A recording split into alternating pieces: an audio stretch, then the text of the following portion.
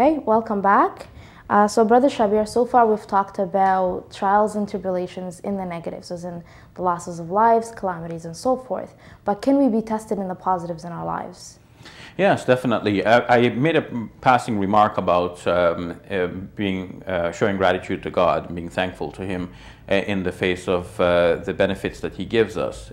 So a person might be tested in poverty and may be tested in wealth. In poverty, one has to be patient, but when one is wealthy and well-to-do and everything seems to be going well, one has to be thankful and show gratitude to God. That too is a test, because one can easily forget God, and that's a more difficult one.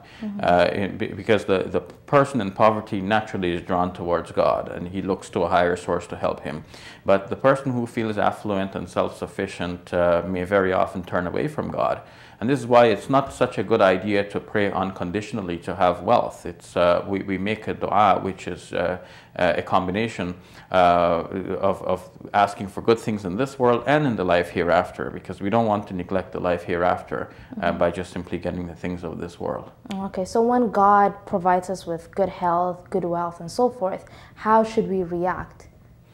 Well, we should definitely be thankful. Yeah. And it might be important here to say that part of that wealth should be spent in the way of God, and not to be hoarded up for ourselves. We should look at those who are less fortunate than us and feel that it is our responsibility that God has given us such wealth, not to be utilized only by ourselves and enjoyed by ourselves, but also to be shared with our fellow human beings. Okay. So going back to the negatives, when we're confronted with negative trials, how should we react in a reaction that embodies good character towards God? Well, one of the things to bear in mind is that these negative things that happen could actually, in a different way, indicate that a person is close to God. And we don't know the differentiation between a person who is being punished for his sins and a person who is actually being drawn closer to God by these things. Because when we think of going through university and we have exams to write and so on, they may be taxing and very burdensome. But each one you pass takes you to a higher level. And some servants of God are getting close to God, and to get even closer, they have to pass higher trials. They have to climb higher mountains, in a way of speaking.